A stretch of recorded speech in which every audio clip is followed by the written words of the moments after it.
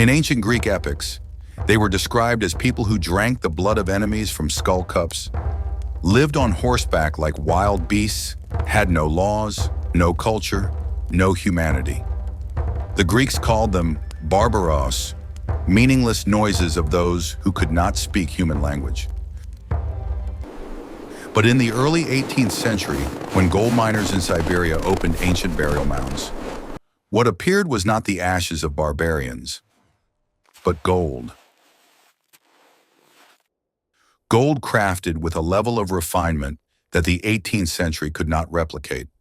Animal figures carved with astonishing anatomical accuracy. Jewelry using micro techniques that even modern goldsmiths admire. The question arises, who were the Scythians? The barbarians feared by Greece? Were they monsters in the ancient Western propaganda? Or a civilization that was slandered?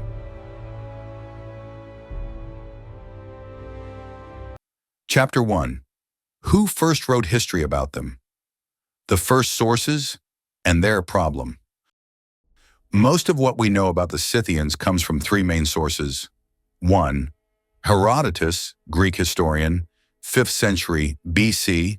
Herodotus, the father of history, devoted Book 4 of Histories to the Scythians.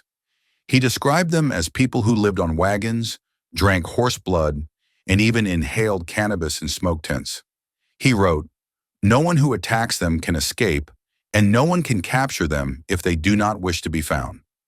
Is this praise or criticism? Herodotus shows both admiration and fear, a typical Greek contradiction when facing the other. 2.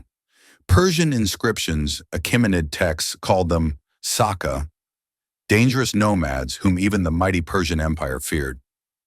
3. Other Greek and Roman historians, from Diodorus Siculus to Strabo, all wrote about Scythians, but none were Scythian. The core problem. There are no Scythian texts telling their own story. The Scythians left no writing. They built no stone cities.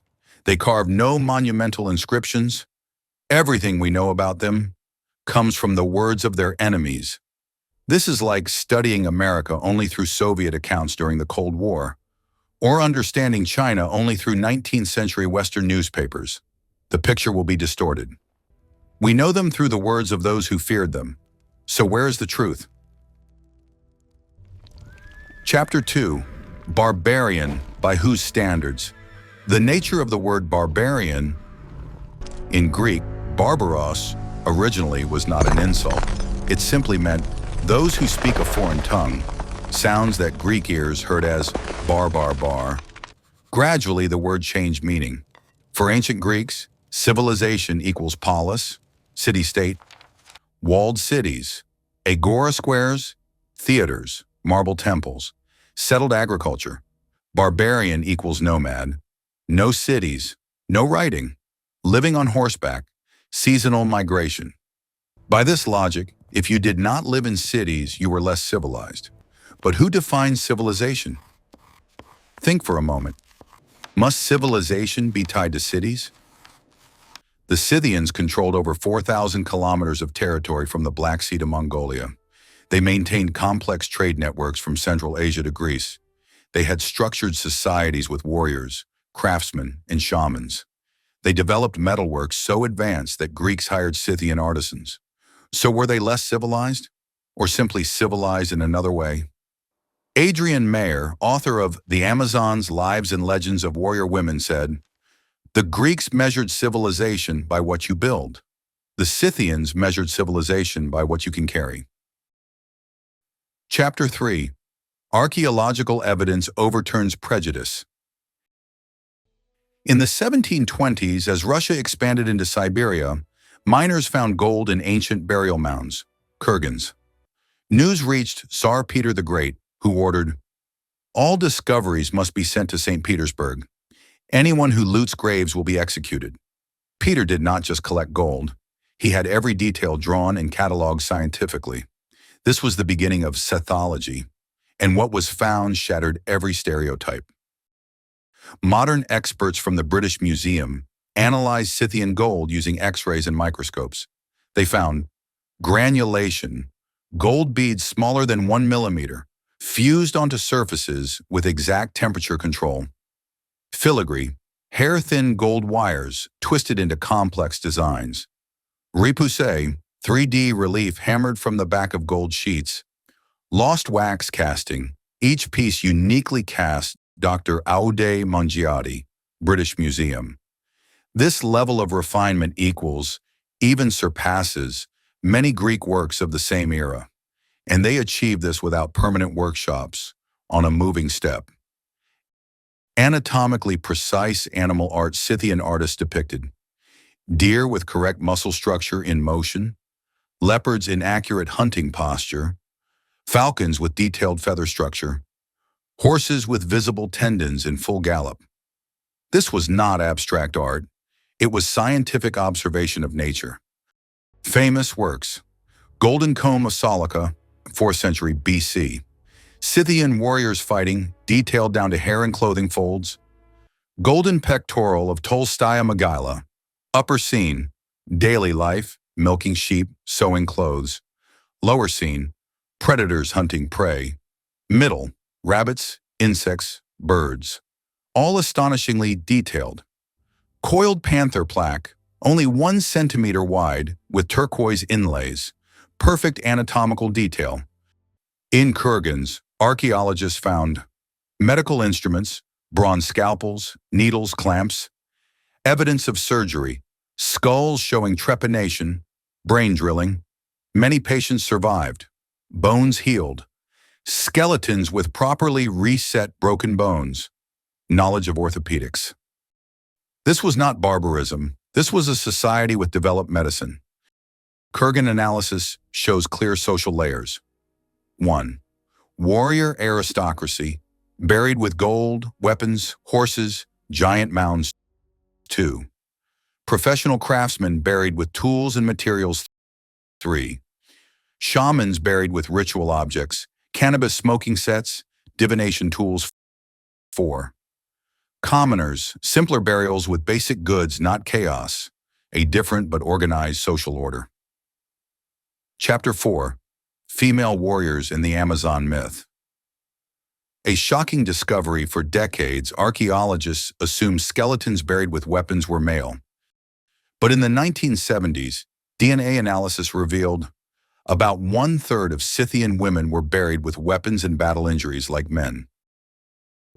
2019, Devitsa Kurgan, discovery archaeologist Valery Gulyayev, found a burial mound containing 4 generations of female warriors. Youngest, 12 to 13 years old. 2 women in their 20s, oldest, 45 to 50 years. Grave goods, 30 iron arrows, daggers, riding equipment. 1 wore a golden ceremonial hat. 1 positioned as if riding a horse, Gulyayev stated. Amazons were a widespread phenomenon in Scythia. In the last decade, we discovered about 11 graves of young women with weapons. All male warrior burial rites were performed for them. In 1988, at Sarygbolun, Siberia, Dr. Marina Kilunovskaya found a naturally preserved young warrior. DNA in 2019 showed a girl under 14 years old, buried with 1-meter birch longbow, quiver with 70-centimeter arrows, battle axe, no jewelry or mirrors. Dr. Kilunovskaya, burying a child with weapons opens a new view of ancient nomadic society. It brings us back to the Amazon myth recorded by Herodotus. What Herodotus wrote: their women ride horses, shoot bows, throw spears, and fight enemies. They do not lose virginity until they kill 3 enemies. They do not marry until completing sacred rituals.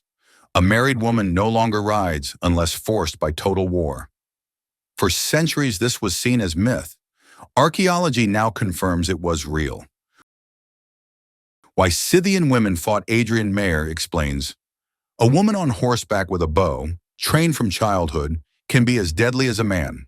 The horse equalized the sexes. Nomadic society needed everyone to hunt and defend herds. The composite Scythian bow erased male physical advantage. When Greeks saw Scythian women fighting like men, they could not believe it. Greek women were confined to the home. So reality became legend. Amazons became a women-only society, cutting off a breast, killing male babies, but the core truth remained. Scythian women truly fought as warriors. Scythians did not create the Amazon myth. Greeks did, because Scythians were beyond their norms. Chapter 5. An empire without cities, yet ruling a continent control of the Eurasian steppe. From the 9th to 3rd century BC, Scythians controlled West, Black Sea, Danube, East, Altai, Mongolian borders, North, Siberian forests, South, Caucasus. Total length, over 4,000 kilometers. The most strategic trade zone of the ancient world. Trade control Scythians were not just warriors. They were smart merchants. Traded goods north to south. Furs, amber, slaves, mammoth ivory. East to west, silk, spices, gems. Exports, wheat, gold, horses.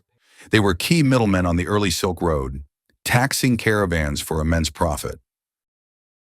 Persia could not conquer them. In 513 BC, Darius the Great invaded Scythia.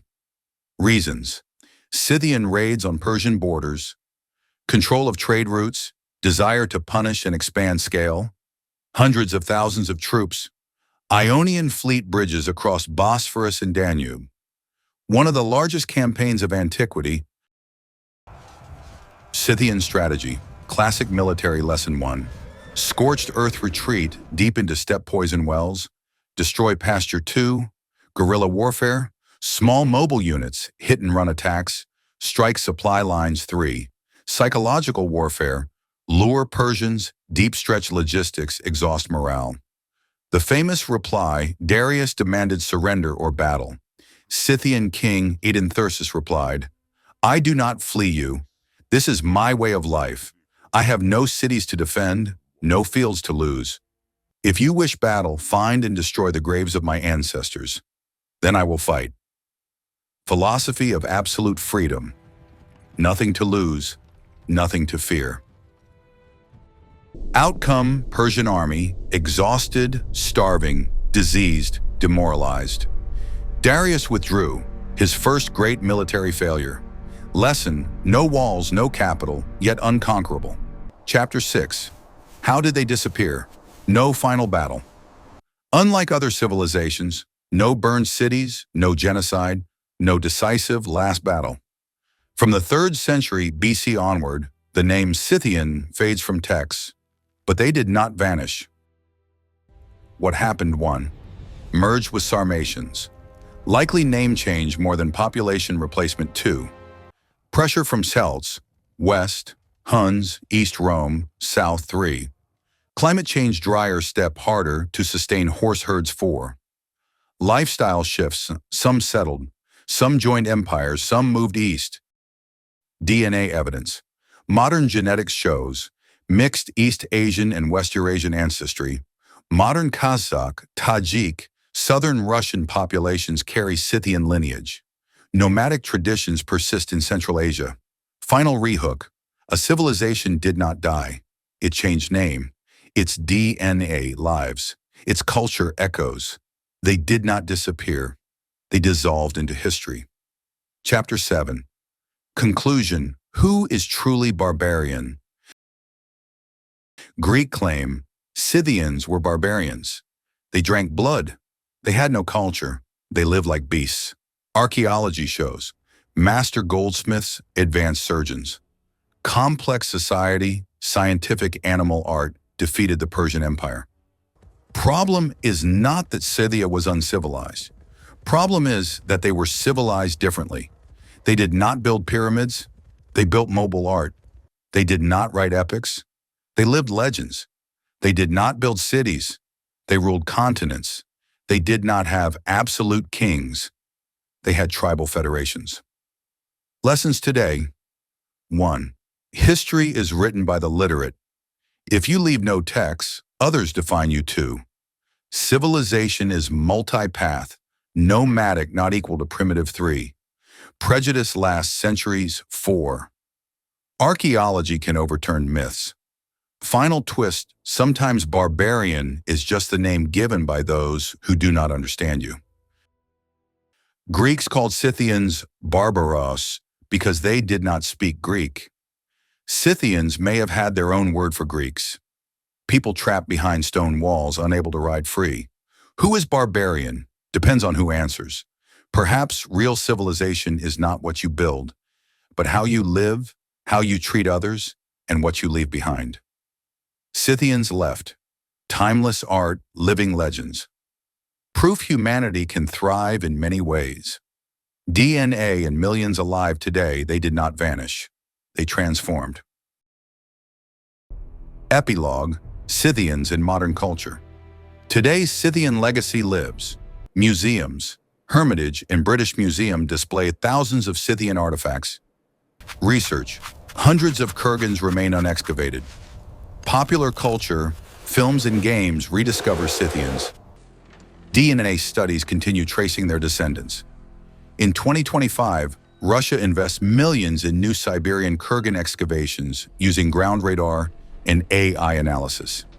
Each discovery adds a new piece to the picture of this extraordinary civilization. Perhaps one day we will stop calling them barbarians and call them by the name they once called themselves, whatever that was.